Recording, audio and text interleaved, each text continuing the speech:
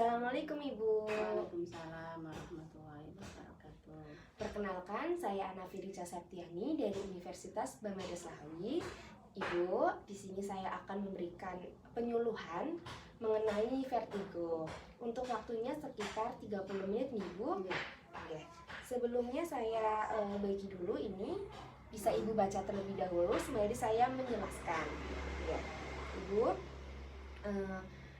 sebelumnya apakah Ibu mengetahui apa itu vertigo? Sudah Mbak, sakit kepala kan? Oh iya, benar Ibu. Nah, vertigo ini adalah sakit kepala. Namun, sakit kepalanya ini berbeda, Bu. Sakit kepala pada vertigo ini adalah sakit kepala yang sangat hebat sehingga menimbulkan sensasi palsu bahwa penderitanya ini merasakan seakan dia dan lingkungannya berputar. Dan yang lebih bahayanya lagi, vertigo ini dapat terjadi secara tiba-tiba. Nah, tentunya akan menghambat aktivitas kita kan Bu. Lalu ada tanda dan gejala vertigo di sini. Tanda dan gejala vertigo yang paling umum adalah pusing. Seperti yang saya katakan tadi Bu, pusing di vertigo ini adalah pusing seperti berputar. Nah, ketika pusing ini bertambah parah, biasanya diikuti dengan gerakan kepala. Selain pusing, beberapa tanda dan gejala lainnya seperti mual, muntah, telinga berdengung, kehilangan keseimbangan, lalu ada mata yang bergerak secara tidak sengaja. Nah, itu bisa terjadi juga, Bu. Lalu selanjutnya ada apa sih penyebab vertigo ini? Kadang kita ingin tahu ya Bu, penyebab vertigo itu apa? Nah, beberapa penyebab vertigo diantaranya ada infeksi pada saraf vestibular. Apakah sebelumnya Ibu sudah mendengar saraf vestibular itu apa? Gak pernah Mbak.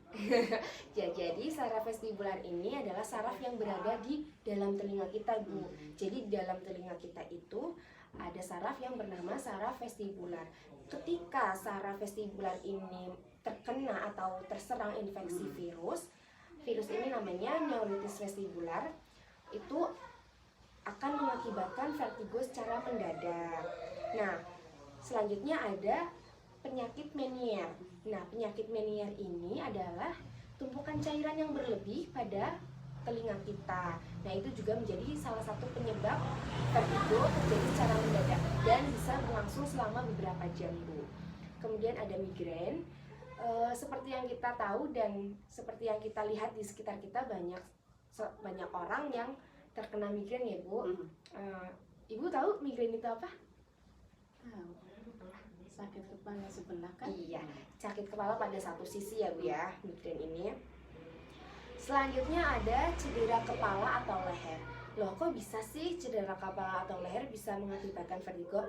Justru ini yang menjadi penting bagi vertigo ini, karena akibat cedera traumatis pada kepala bisa menyebabkan vertigo, terutama jika cedera ini menyebabkan kerusakan pada sistem vestibular. Gitu. Dan yang terakhir ada penggunaan obat-obatan. Nah, selanjutnya ada faktor resiko vertigo. Ada beberapa faktor resiko yang bisa meningkatkan resiko seseorang mengalami kondisi vertigo. Vertigo ini lebih sering menyerang lansia Bu, lebih dengan usia lebih dari 50 tahun. Dan vertigo ini juga sering menyerang wanita, gitu ya Bu.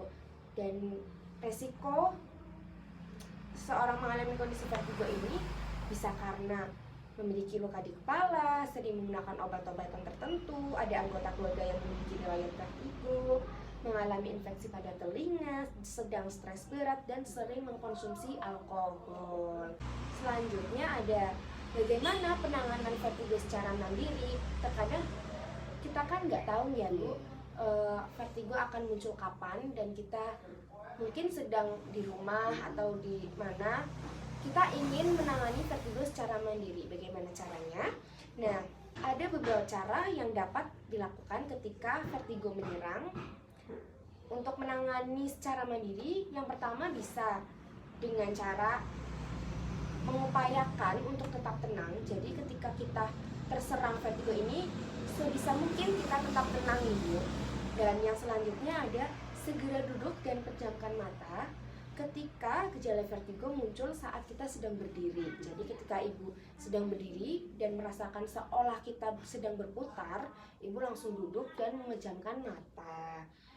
Yang selanjutnya ada hindari berbaring miring dengan tumpuan pada sisi kepala yang mengalami vertigo. Jadi ketika ibu mengalami nyeri vertigo ya di sisi kepala sebelah kanan, ibu jangan tidur dengan bertumpu kepala sebelah kanan. Kebalikannya. Ya, tapi sebaliknya. Selanjutnya ada tidur dengan posisi kepala sedikit terangkat atau lebih tinggi. Kemudian ada cukupkan asupan cairan dengan perbanyak minum air putih. Seperti yang kita tahu bahwa air putih sangat banyak sekali manfaatnya ya Bu. Kemudian ada gunakan penerangan saat terbangun di malam hari. Oke, selanjutnya ada bagaimana cara mencegah vertigo kambuh. Sebenarnya bukan untuk mencegah vertigo kambuh, tetapi untuk meminimalisir vertigo kambuh. Bagaimana caranya? Nah, ini ada beberapa tips. Yang pertama, menghindari gerakan secara tiba-tiba agar tidak terjatuh. Misalkan ibu sedang duduk ingin berdiri, jangan langsung spontan berdiri, cuma pelan-pelan. Iya. Kemudian ada segera duduk jika vertigo ini menyerang. Yang ketiga ada gunakan beberapa bantal agar posisi kepala saat tidur menjadi lebih tinggi. Kemudian ada gerakan kepala secara perlahan. Kemudian hindari gerakan menongkrak kepala, berjongkok atau tubuh membungkuk. Yang terakhir ada membatasi konsumsi garam dalam sehari-hari. Nah, selanjutnya ada bagaimana pengobatan vertigo. Nah, pada vertigo yang disebabkan oleh kondisi yang lebih serius, dokter dapat melakukan tindakan medis seperti rehabilitasi vestibular atau vestibular rehabilitation therapy. Terapi ini bertujuan untuk memperkuat sistem vestibular yang berfungsi untuk mengirim sinyal dari tubuh ke otak. VRT ini biasanya disarankan pada pasien vertigo yang sering kambuh. Kenapa kok disarankan kepada pasien yang vertigonya sering kambuh? Karena terapi ini tujuannya adalah untuk melatih respon tubuh kita terhadap perubahan posisi kepala. Selanjutnya ada Cannulate Repositioning Maneuver. Terapi ini dapat digunakan untuk mengatasi BPPV. Tujuannya adalah untuk memperbaiki posisi cairan di dalam saluran vestibular. Dan yang terakhir dengan cara Tindakan operasi. Iya, tindakan operasi ya Bu. Pada kondisi tertentu seperti perilimfatik fistula atau koleostoma, dokter mungkin akan menyarankan prosedur operasi guna memperbaiki gangguan yang terjadi pada telinga bagian dalam. Nah, selesai sudah penjelasan dari saya Ibu. Apakah ada yang ingin ditanyakan? Nggak ada, Mbak. Tidak ada. Berarti saya ya Bu yang akan bertanya. Ya. Ya, bisa. Nah, untuk menggali lagi, untuk mengingatkan kembali ya Bu ya, saya akan bertanya kepada Ibu, apa sih Bu vertigo itu? Sakit kepala yang disertai apa ya? Yang disertai rasa sakit yang luar biasa, yang seakan-akan dunia berputar. Iya, benar ya Bu. Jadi vertigo itu pusing yang sangat hebat, seakan-akan lingkungannya berputar atau seakan dirinya berputar. Oke, untuk pertanyaan kedua ya Bu, apa aja sih Bu tanda dan gejala pada vertigo? Peningkatan keringat, mual, muntah, kehilangan keseimbangan, telinga berdengung. Iya. Apa lagi ya?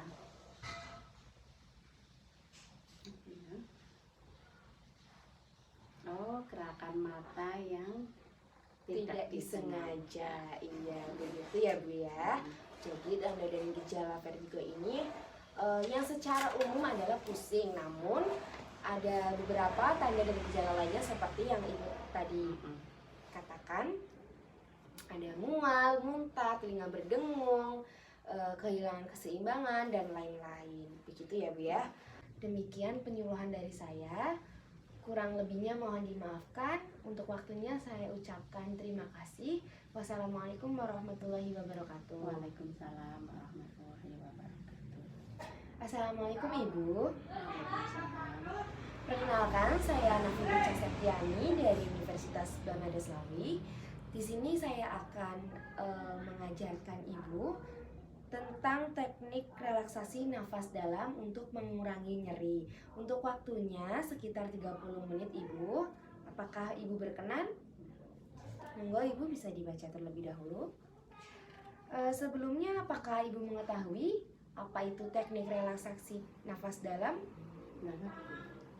Jadi, teknik relaksasi nafas dalam adalah pernafasan pada abdomen dengan frekuensi lambat secara perlahan, berirama, dan nyaman dengan cara memejamkan mata saat menarik nafas. Nah, tujuannya apa sih dilakukan teknik relaksasi nafas dalam ini? Tujuannya untuk mengontrol pertukaran gas agar lebih efisien, untuk meningkatkan relaksasi otot, untuk menghilangkan kecemasan, dan untuk sebagai pengalih perhatian agar tidak berfokus pada nyeri atau cemas. Lalu apa saja sih manfaat teknik relaksasi nafas dalam? Manfaatnya bisa untuk ketentraman hati, berkurangnya rasa cemas, khawatir, dan gelisah, mengurangi intensitas nyeri, detak jantung menjadi normal, meningkatkan keyakinan, dan sebagai pengalihan perhatian. Nah, Ibu, di sini saya akan mendemonstrasikan bagaimana caranya melakukan teknik relaksasi nafas dalam. Yang pertama, ciptakan lingkungan yang tenang. Yang kedua, usahakan tetap tenang dan rileks. Yang ketiga, posisikan duduk bersila. Yang selanjutnya, menarik nafas dalam dari hidung dan mengisi paru-paru dengan udara melalui hitungan. Perlahan-lahan udara dihembuskan melalui mulut sambil merasakan ekstremitas bawah dan atas rileks. Jadi, Ibu tarik nafas melalui hidung dengan hitungan 3 detik, lalu dihembuskan melalui mulut dengan hitungan 3 detik. Saya contohkan terlebih dahulu ya, Bu.